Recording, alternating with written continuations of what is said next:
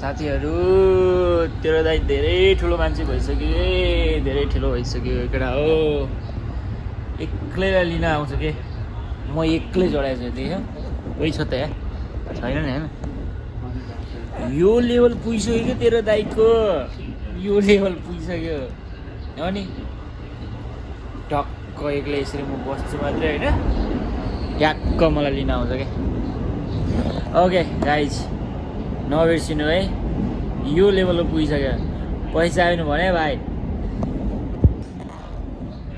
दिन चाहिँ दिन्न भन्न चाहिँ भन्न साथीहरू के रेस्पेक्ट के होइन रहेछ म त झुक्किएर पो चढाइरहेछु म त लाटो अरू त बाटो भएर नचढाइ रहेछ म त लाटो भएर पो चढाइरहेछ 15 मिनट कुर्नु पऱ्यो नि